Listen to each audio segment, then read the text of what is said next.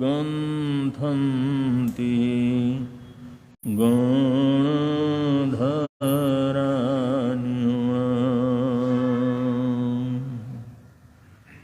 शासनस्य हि अट्ठाये तवोऽसुतं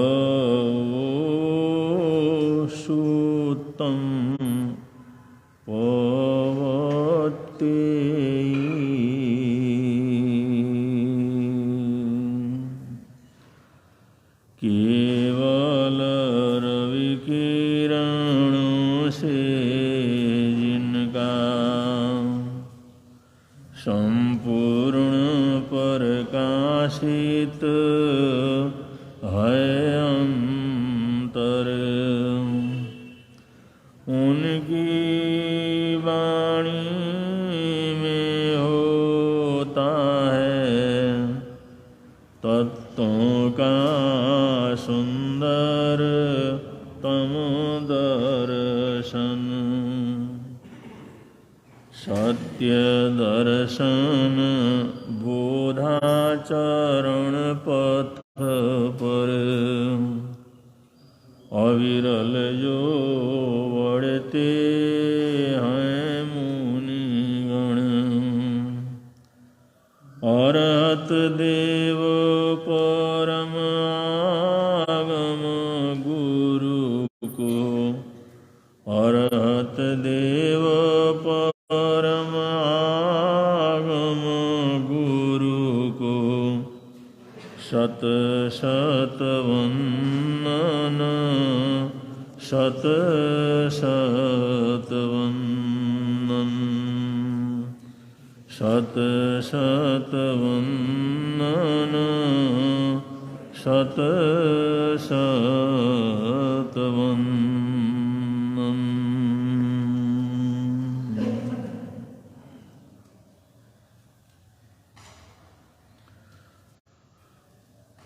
चरित्राचार के श्रावकाचार में हम अणुवर्तों की तरफ आगे बढ़ रहे हैं।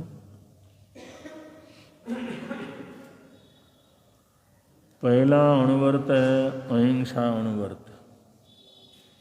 श्रावकाचार का विशेष वर्त है, श्रेष्ठ वर्त है, बड़ा महत्वपूर्ण वर्त है, क्योंकि एक अहिंसा ही ऐसा वर्त है जिसको बढ़ावा देने के लिए, जिसको आगे बढ़ाने के लिए, उसे विशेष बनाने के लिए सारे वर्त पचखान होते हैं। ये मूल में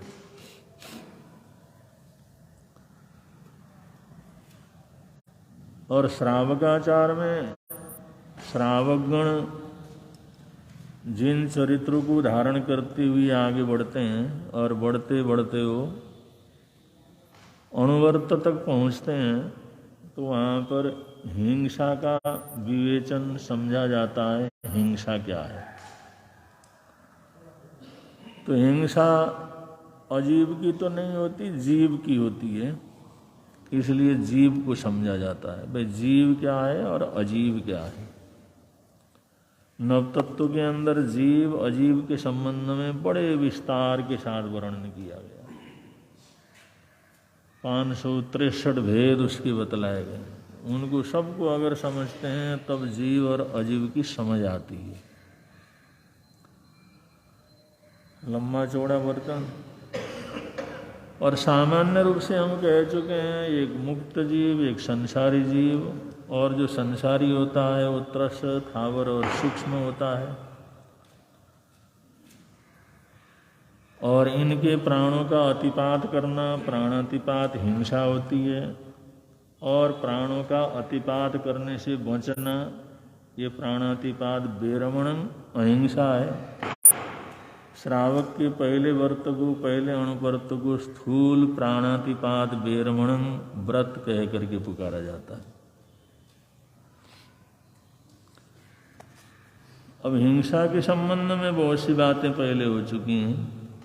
और यहाँ पर विशेष रूप से शास्त्रकारों ने जो समझाया है, हिंसा के अनेक प्रकार हैं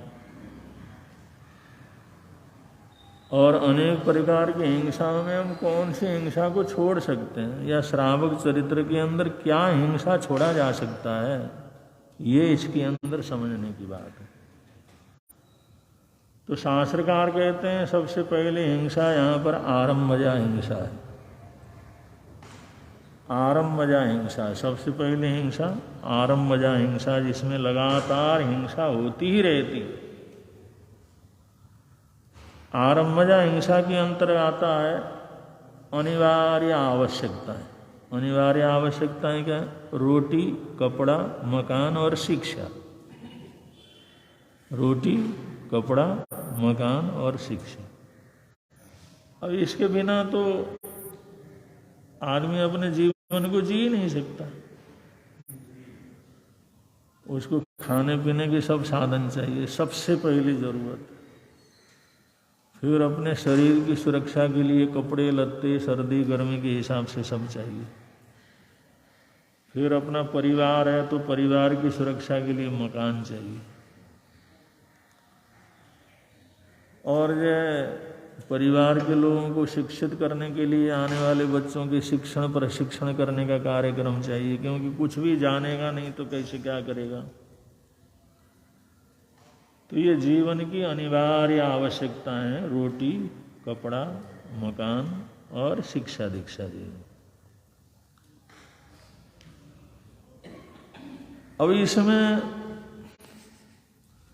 अब इसको श्रावक तो छोड़ नहीं सकता। ये हिंसा को रोटी खाने में, घर में चौका चूल्हा करने में, रोटी को तैयार करने में, भोजन तैयार करने में, सब्जी तैयार करने में, रोजमर्रे की भोजन की व्यवस्था परिवार के सब लोगों के हिसाब से। अब इस हिंसा को कैसे छोड़ेगा? नहीं छोड़ सकते। फिर उसके लिए कपड़े लत्ते गहने पहनने ओढ़ने के इतने चाहिए, दुनिया भर की चीज चाहिए, उनको भी नहीं छोड़ सकता। और बिना कपड़ों के बिना साधन के कैसे रहेगा? अब मकान है, मकान की सुरक्षा है, मकान बनाना है, जो भी उसका टैक्स है देना है, जो भी मकान से संबंधित कार्य हैं समय समय पर उसको संवारना है, समय समय पर ठीक करना है। उस हिंसा से कैसे बच सकता? फिर उन बच्चों के शिक्षण प्रशिक्षण के लिए तरह तरह के साधन करने पड़ते हैं, आना पड़ता है, जाना पड़ता है, काम करना पड़ता है, दुनिया भर की चीज करनी पड़ती हैं। और उन सब चीज़ों के लिए एक एक चीज़ों के पीछे अनेक अनेक चीज़ें उसके अंदर जुड़ी हुई रहती हैं। इसका मतलब आरम्भजा हिंसा, इसको श्रावक छोड़ नहीं सकता।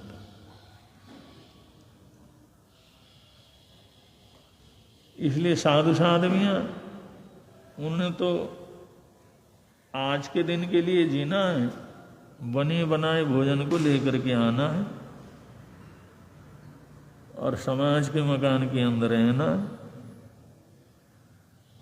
और समाज से ही जो सभी प्रकार से दोषों को टाल करके हमारे को जो उपलब्ध हुआ है उसको ग्रहण करना। अब वो गोचरी लेने के, वस्त्र लेने के, पात्र लेने के, इसके जो 32 दोष हैं, 42 दोष हैं, 47 दोष हैं।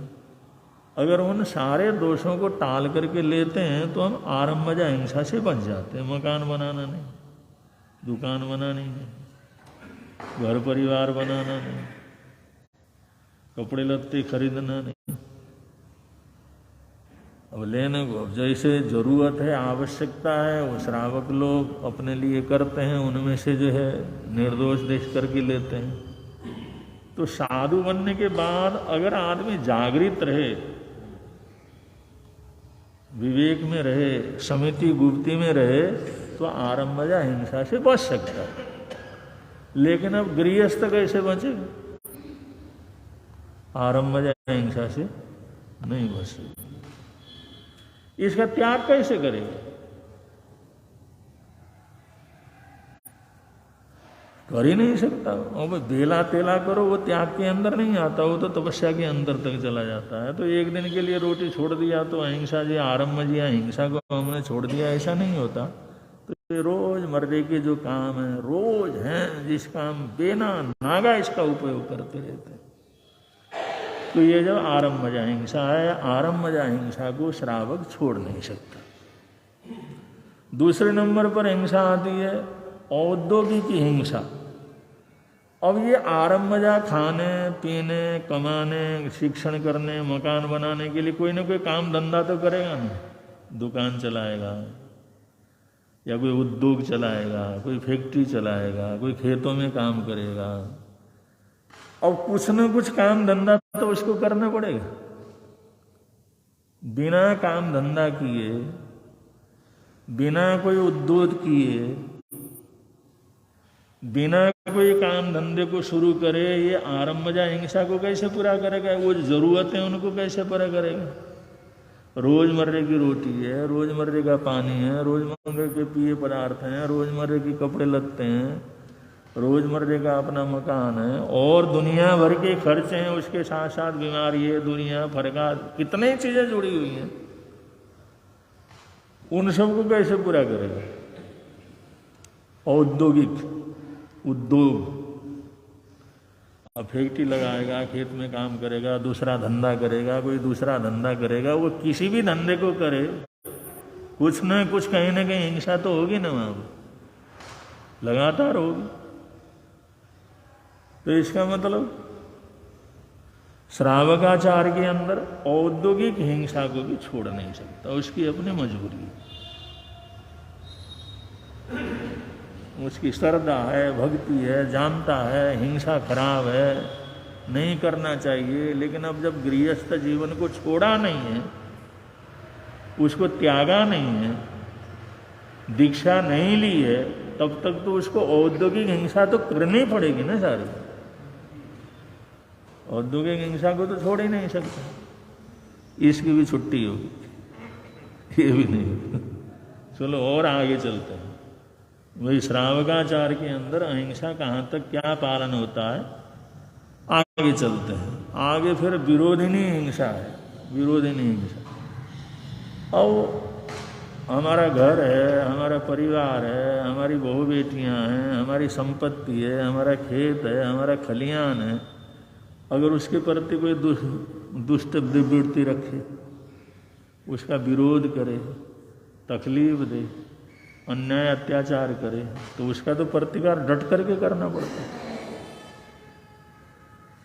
वे हमारे को नुकसान पहुंचाने लगे, हमारे परिवार को नुकसान पहुंचाने लगे, हमारे रिश्तेदार को नुकसान पहुंचाने लगे, हमारे मकान को नुकसान पहुंचाने लगे, हमारे उद्योग को नुकसान पहुंचाने लगे, कहीं भी अगर कोई इस प्रकार का काम करता है तो उसको तो डट करके करना पड़ता है ना मुकाबला। अगर मुकाबला नहीं करेगा वो तो लूट फुट जाएगा, वहां पर मारपीट भी करना पड़ता है, गाली गलौज भी करना पड़ता है, धमकाना भी पड़ता है, लड़ना भी पड़ता है, हथियार भी उठाने पड़ते हैं। अगर ऐसा दुष्ट हो तो कुछ भी करना पड़ता है। और वो करते करते पचंद्रिय वध भी हो सकता है, किसी आदमी की हत्या भी हो सकती है, मारना भी पड़ता है, हाथ पैर टूट भी जाते हैं। अब इस हिंसा को छोड़ सकता है क्या गृहस्थी में रहेगा? साधुओं के तो आते हैं, चलो आया, उसने मारा पीटा हुआ, आराम से बैठे रहे, चलो कोई बात नहीं क्या। और गृहस्थ ऐसे थोड़ी बैठ सकते। साधु धर्म में थे अंदर तो ये है, वहां तो चलो प्रसंग आते हैं, फिर भी वहां पर प्रतिकार करना पड़ता है। सामान्य रूप से हर साधु इस तरह की सहनशीलता नहीं रख सकता, लेकिन चलो बहुत ऊंची साधना है तो किसी ने मारा पीटा भी, चलो भाई शांति से बैठे रहे, बात अलग है। अब ऐसे बैठे रहोगे तो घर गृहस्थी चलेगा क्या? परिवार चलेगा? बहू बेटियों की रक्षा होगी, अपने धंधे की, अपने काम कारोबार की रक्षा होगी, तो वहां पर तो आदमी को डट करके रहना पड़ेगा। इसलिए गुरुकुल के अंदर जितने भी वैश्य समाज के या जिस समय चाहे कोई भी हो, उनको सभी प्रकार के हथियार चलाना भी सिखाया जाता है। हर प्रकार की ट्रेनिंग दी जाती थी गुरुकुलों के अंदर। ये नहीं भाई पढ़ाई पढ़ाई कर लो, पढ़ाई तो करना ही, उसके साथ साथ हर प्रकार की कला और हर प्रकार की लड़ाई करने का, जो शस्त्र अस्त्रों को चलाने का, निशाने लगाने का, तीर चलाना, भाला चलाना, ये सारा कुछ भी वहाँ पर सिखाया जाता है। सिखाया क्यों जाता है? कि गृहस्थी में है तो विरोधी जो हिंसा है वो तो करनी पड़ेगी ना। उसमें कोई विरोध करता है, अन्याय अत्याचार करता है, समाज में गली मोहल्ले के अंदर भी कोई गड़बड़ करता है तो आदमी को डट करके उसका मुकाबला करना पड़ता है। ये भी नहीं सोचता भाई हमारे घर में कुछ नहीं हो रहा, पड़ोसी घर में हो रहा है तो होने, तो ऐसा थोड़ी होता है। अगर पड़ोसी के घर में भी कुछ ऐसा होता है तो अपना जो भी हथियार लेकर के भागना पड़ता है उसको। जैसे अगर अड़ोस पड़ोस में कहीं आग लग जाए तो सब लोग पानी के घड़े ले करके आते हैं, चलो भाई डालो उसको करो। ऐसे अगर कोई ऐसा कोई करता है तो हथियार तो उठाने पड़ते हैं। जैसे घड़ा आना उठाना हथियार है, ऐसे तलवार उठाना हथियार है, ऐसे तीर उठाना हथियार है। हथियार नहीं तो अपने शरीर को ही हथियार बना करके मारा पीटा जाता है। तो ये विरोधी हिंसा, जहाँ पर अगर कोई इस प्रकार से गलत दृष्टिकोण रखता है, गलत काम करता है, अन्याय अत्याचार करता है, तो श्रावक को डट करके खड़ा होने की जरूरत होती है। वहाँ पर सहनशीलता नहीं, वहाँ पर बर्दाश्त करना नहीं, वहाँ पर शांति रखना नहीं, वहाँ तो बहादुरता से लड़ना। अगर ऐसा नहीं करेंगे तब तो फिर समाज में रुकना ही, रहना ही, अपनी इज्जत को बचा करके रखना ही मुश्किल हो जाता है। इसलिए हर किसी को जो अपनी सुरक्षा, अपने अधिकारों की सुरक्षा के लिए ये काम करने पड़ते हैं। तो विरोधी उनकी हिंसा को भी हम क्या कर सकते हैं? इसको छोड़ नहीं सकते। कुछ भी कर लेगा भाई, मैं तो कुछ नहीं करूँगा, कुछ भी कर लेगा, कोई भी कर लेगा, मैं तो ये थोड़ी कर सकता, ये तो नहीं कर सकता। ये ऐसा करेगा तो गृहस्थी में रहेगा कैसे? श्रावक बने में रहेगा कैसे? रह नहीं सकता, परिवार में रहेगा कैसे? तो ये तीसरी हिंसा भी वो नहीं छोड़ सकता। तीसरी हिंसा भी उसका त्याग करने का कोई मतलब नहीं। समझ लो बात अलग है, लेकिन छोड़ नहीं सकता। और चौथी हिंसा बताया स्थावर हिंसा। चलो तस्र पानी को नहीं मारता, लेकिन स्थावर जैसे पृथ्वी है, पानी अपकाय है, ट्यूबकाय है, सूर्य शाम उसको हमेशा ही जो चूल्हा जलाना पड़ता है, अग्नि प्रज्वलित करना पड़ता है, ज्योति जलानी पड़ती है, अंधेरे को भगाने के लिए तेल वगैरह जलाना पड़ता है। चलो आजकल बिजली होगी बात अलग है, लेकिन उसको जोत जलाना, तेल जलाना, यंत्रण करना, वो अग्नि का तो दिन भर उसको प्रयोग करना पड़ता, दिन रात उसका प्रयोग करना पड़ता है। पृथ्वी का आय है, उसकी हिंसा उसको करनी पड़ती है। अपकाय के प्रयोग करे बिना तो काम ही नहीं चलता, उसमें तो करना ही करना है। वायु काय की उसको हिंसा करनी पड़ती है। सारी प्रकार की वनस्पति काय की भी वो हिंसा करता है। हिंसा नहीं करेगा तो कैसे चलेगा? अनाज है वो भी वनस्पति में, साग सब्जी है वो भी वनस्पति है, खाने पीने की चीज़ें वो वनस्पति में, औषधि वगैरह है वो सब वनस्पति के हैं। अपने प्राथमिक जरूरतों को पूरा करने के लिए ये सारी हिंसाएं करनी पड़ती। तो होने वाली तरस हिंसा को भी वो नहीं छोड़ सकता। चलो विवेक रखे, ध्यान रखे, वो अलग है, लेकिन वो स्थावर हिंसा का भी त्याग, स्थावर हिंसा का भी त्याग नहीं कर सकता। साधु संत करे वो बात अलग है, वो महावर्त के अंतर्गत है, वो सब चीज़ों से अलग है। इसलिए वो करना चाहें तो बड़े आराम से कर सकते हैं। फिर भी करना कोई आसान काम तो नहीं है पूरी तरह से अहिंसा को जीवन में उतारना, लेकिन साधु जीवन के अंदर अगर अगला जो है कुछ हिम्मत से काम ले तो इन सभी से अपने आप को बचा सकता है। सभी प्रकार से आरंभिक हिंसा को भी छोड़ सकता है, औद्योगिक हिंसा को भी पूरी तरह से छोड़ सकता है, विरोधी हिंसा को भी छोड़ सकता है। और क्योंकि साधु ने तो क्या है, करना नहीं, कराना नहीं, अनुमोदना नहीं करना, से वचन से काय से, लेकिन इतना होता नहीं है। क्योंकि श्रावक श्राविकाएँ आते हैं औद्योगिक काम के लिए, हमारा काम ऐसा है, नहीं हो रहा, आशीर्वाद तो आशीर्वाद तो देना ही पड़ता है।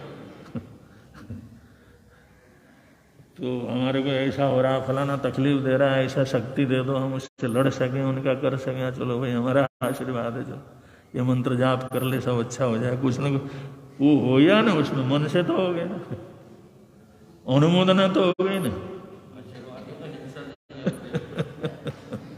अनुमोदना तो फिर भी बच नहीं सकते।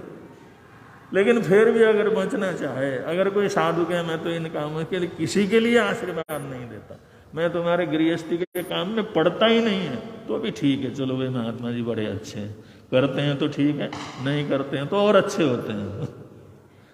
तो साधुपने में तो ये सारी हिंसाएं छोड़ी जा सकती हैं, लेकिन गृहस्थ जीवन में रहते हुए न तो आरंभजा हिंसा को छोड़ा जा सकता है, न औद्योगिक हिंसा को छोड़ा जा सकता है, न विरोधी हिंसा को छोड़ा जा सकता है, न स्थावर हिंसा को छोड़ा जा सकता है। ये किसी भी हिंसा को आदमी त्याग नहीं कर सकता, छोड़ नहीं सकता। तो अब समस्या पैदा होती है फिर ये श्रावकों की अहिंसा क्या है, वो अहिंसक श्रावक किसको बोला जाए। श्रावक अहिंसक है तो अहिंसक श्रावक कौन सा, उसकी पहचान क्या है। तो शास्त्रकार कहते हैं सिर्फ संकल्पी हिंसा का वो त्याग कर सकता है, लेकिन वो फिर भी थोड़ा सा, संकल्पी हिंसा का भी पूरा नहीं कर सकता।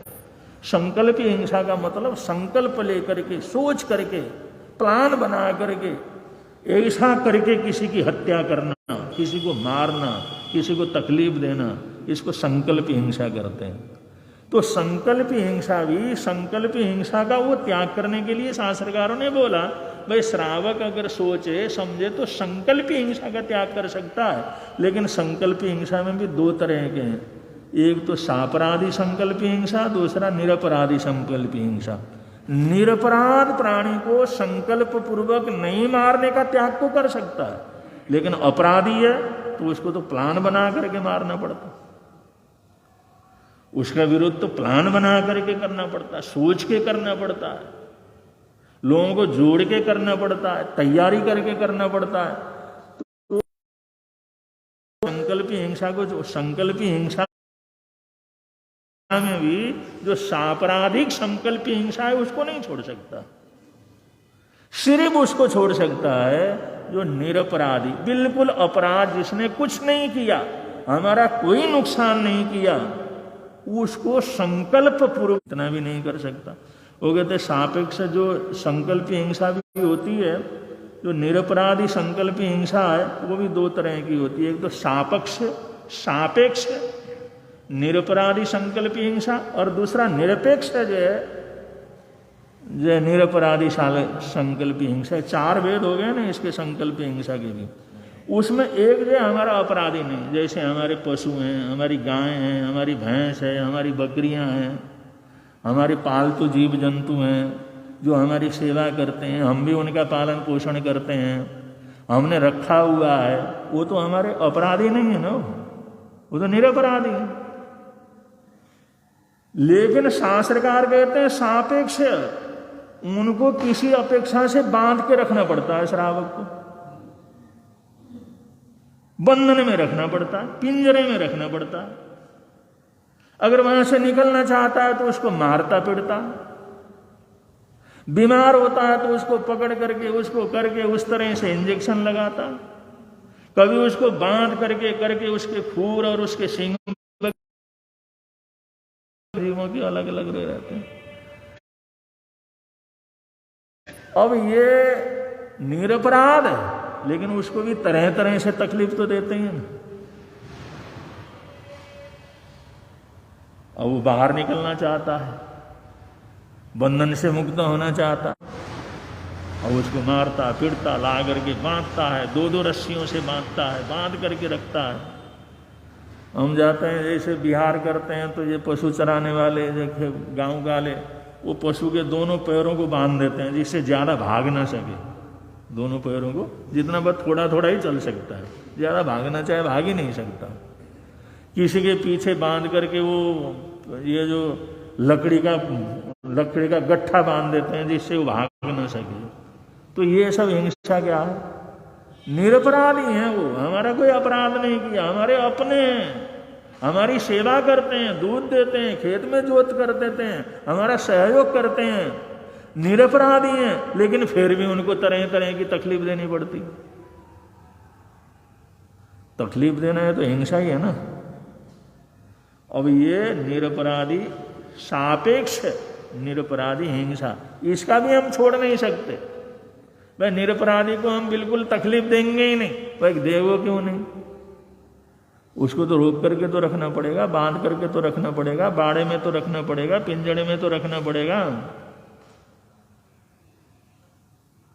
वो कभी जान करके कभी अनजान पने में उन लोगों को जो निरपराधी हैं, अपने हैं, उनको भी तकलीफ देना हो जाता है। और कभी कभी नो करें चा करें, अपने अनिष्ठता में रहने वाले हैं, समय पर उनको तनख्वाह नहीं दिया, समय पर भोजन के लिए छुट्टी नहीं दी, और किसी को तकलीफ नहीं दी, उसकी तकलीफ को नहीं समझा, ये भी तो हिंसा ही है। ये सारे अत्याचारों के अंदर सब क्या करते हैं, आते हैं। तो उसको भी निरपराधी प्राणियों को भी जो उसका जो सापेक्ष हिंसा तो उसको करनी पड़ती है, लेकिन निरपेक्ष है, जिसकी कोई अपेक्षा नहीं है, ऐसा निरपराधी जीव जिसको हमारे को बांधने की जरूरत नहीं, रोकने की जरूरत नहीं, अपना नहीं है, निरपराधी है, बस इतना ये जो संकल्पी हिंसा में भी चौथे हिस्से का पचखान कर सकता है। सिर्फ आधा ही हिंसा वो कर सकता है, ज्यादा से ज्यादा। तो आदि हिंसा था उसको छूटी रहता है, सिर्फ आदि संकल्पी हिंसा में भी वो आदि हिंसा निरपराधी निरपेक्ष निरपराधी निरपेक्ष जो प्राणियों उसकी हत्या करने का उसका त्याग पचखान रहता। पचखान तो इतना ही रहता, पर निरपराधी प्राणी को बिना मतलब के मैं किसी भी प्रकार की तकलीफ नहीं दूंगा, इतना सा है त्याग। श्रावक की अहिंसा में इतना सा ही है, हिंसा का त्याग इतना ही है बस।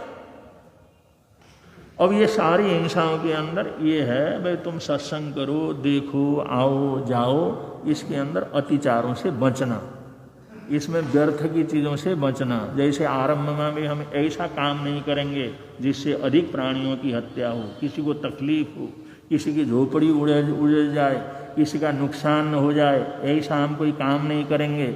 ऐसा व्यापार धंधा नहीं करेंगे जैसे हड्डियों का व्यापार है, सिंगों का व्यापार है, दांतों का व्यापार है, उद्योग हमने करना है, लेकिन जिससे हिंसा बढ़ती है ऐसे उद्योग का हम क्या करेंगे, त्याग करेंगे। वो पूरा तो त्याग नहीं कर सकते, लेकिन उसमें होने वाले जो अत्याचार हैं उन चीज़ों को जितना जितना हमारा विवेक रहेगा, जितने जितने जागरूकता रहेगी, जितनी जितनी हमारी धार्मिक चेतना रहेगी, उस हिसाब से वहां पर उस हिंसा को कम कर सकते हैं। एक जो अपना पेट भरने के लिए सैकड़ों लोगों को बर्बाद कर देता है, एक किसी को तकलीफ दिए बिना अपना पेट भरता। एक आदमी अपने सर्दी गर्मी से बचने के लिए पचंद्रिय प्राणियों की हत्या का निमित्त बन जाता है। एक जो है किसी को भी हत्या न हो, निर्दोष चीजों से बनी हुई चीजों का प्रयोग करके जो है इस प्रकार इस हिंसा में सिर्फ एक पचखान तो है त्याग का, और के अंदर तो सिर्फ विवेक है, विचार है, सोच है, सत्संग है, जागरूकता है। आते रहेंगे, सुनते रहेंगे, पढ़ते रहेंगे, देखते रहेंगे, ये पाप है, ये नहीं करना, उतना जो त्याग कर सकते हैं उसके अंदर जोड़ते चले जाते हैं। इसलिए श्रावक श्राविकाओं के लिए कुछ न कुछ त्याग पचखान करना परम आवश्यक है। इतनी प्रकार की हिंसा में सिर्फ संकल्पना हिंसा उसको भी पूरी तरह से छोड़ नहीं सकता, मजबूरी इतनी है। लेकिन फिर भी कुछ न कुछ त्याग पचखान, रोजमर्रे के त्याग पचखान, 2 दिन के 10 दिन के त्याग पचखान, 1 महीने के त्याग, अपनी मजबूरी है। इसलिए जो वो हिंसा का उनको भी हमेशा के लिए नहीं कर सकता, तो इसलिए रोजमर्रे का पचखान 1 महीने के लिए, 2 महीने के लिए, 1 साल के लिए, जब तक ये चलेगा कुछ न कुछ त्याग पचखान, कुछ न कुछ त्याग पचखान रोज करते रहना, कुछ न कुछ त्याग पचखान रोज करते रहना। ये अहिंसा को पुष्ट करने के लिए परम आवश्यक है। और जहां अहिंसा की बात रही, पूरी तरह से हिंसा का त्याग को कहीं कर ही नहीं सकता। इसलिए इसको स्थूल कह करके फूला जाता है। मोटा मोटा पचखान ले सकता है, तो अपनी मजबूरी न हो ऐसे मोटे मोटे त्याग पचखान लेकर के मर्यादा करके, बहुत सी चीजों की मर्यादा करके, बहुत से वैसे मोटे चीजों को जो त्याग पचखान करके स्थूल रूप से त्याग पचखान, पढ़ना सीखना, रोज सत्संग वगैरह करना, जानकारी लेना, ये परम आवश्यक है। ऐसा करता रहे करता रहे करता रहे तो अहिंसक श्रावक क्या करता है, ये अहिंसा उसका व्रत होता है। आगे के व्रत का आगे बताएंगे, बड़े प्रेम से आप लोग बोलेंगे। मिलता है आनंद प्रभु की वाणी से, मिलता है आनंद प्रभु प्रवर्तक शांति गुरुवर प्यारे, प्रवर्तक शांति गुरु जीवन नैया के रखवारे, जीवन नैया जोड़ गए संबंध प्रभु की वाणी से, जोड़ गए संबंध प्रभु की वाणी से, मिलता है आनंद प्रभु। आज प्रवर्तक शांति आशीष संघ की तरफ से सामायिक दिवस रखा गया है, और आगे आने वाले सामायिक दिवसों में भी आप लोग जरूर ज्यादा, अब मौसम बदल गया है तो इसलिए रोजमर्रा का भी थोड़ा सा टाइम निकालने का जरूर आप लोग प्रयत्न करें, जिससे धर्म ध्यान की भावना आगे से आगे बढ़ती रहे। क्योंकि ये श्रावक श्राविकाओं के लिए जिन धर्म के अंदर रोजमर्रा कुछ न कुछ करते रहते हैं, तभी जा करके हमारे श्राव भाव हैं।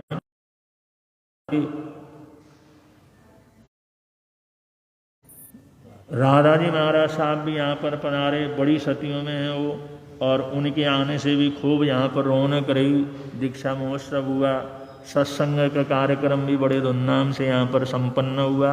महासती जी महाराज साहब राज, इसलिए समय आने पर उनके भी बिहार होंगे, और जब तक हैं तब तक सब लोगों ने ज़्यादा से ज़्यादा लाभ लेने का प्रयत्न करना है। इन्हीं मंगल कामनाओं के साथ आज का कोई भी पचखान वगैरह किसी का हो, अपने मंत्राण के अनुसार पचखान और से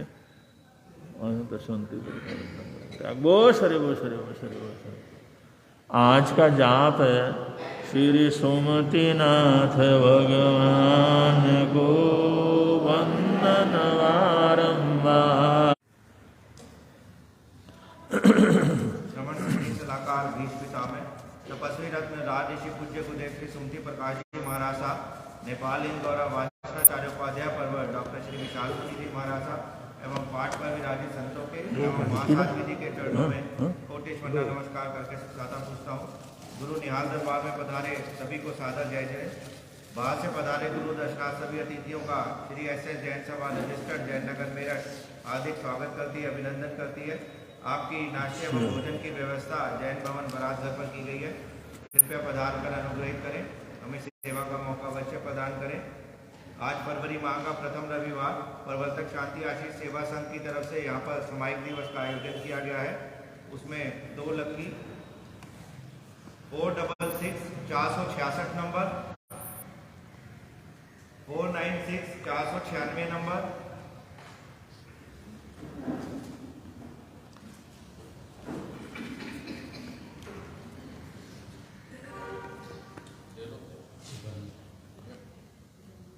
466 और 466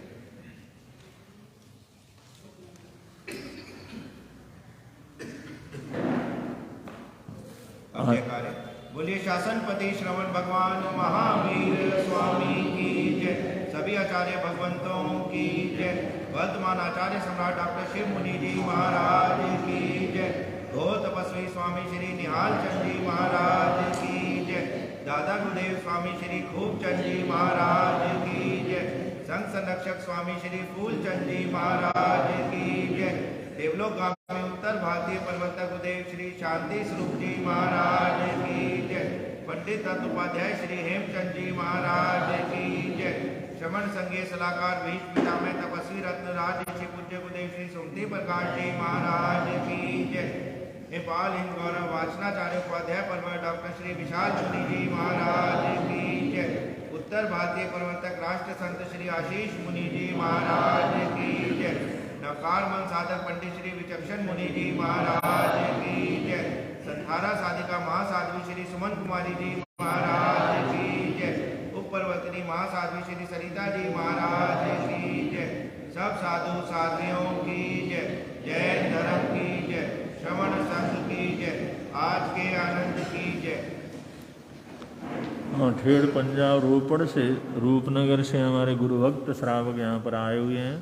उन्हें भी बहुत बहुत मंगल कामनाएं सद्भावनाएं देते हैं। श्री श्री चत्तारि मंगलम अर्यंता मंगलम सिद्धा मंगलम साऊ मंगलम केवली पुनतो धम्मो मंगलम। चत्तारि लोकोत्तम अर्यंता लोकोत्तम सिद्धा लोकोत्तम साऊ लोकोत्तम केवली पुनतो धम्मो लोकोत्तमो। चत्तारि शरणं प्रपद्यामि अर्यन्ते शरणं प्रपद्यामि सिद्धे शरणं प्रपद्यामि साऊ शरणं प्रपद्यामि केवली पुनत्तं धम्मं शरणं प्रपद्यामि। ये जार शरण दुख हरण जगत में और न शरण कोई होगा। जो भव प्राणी करे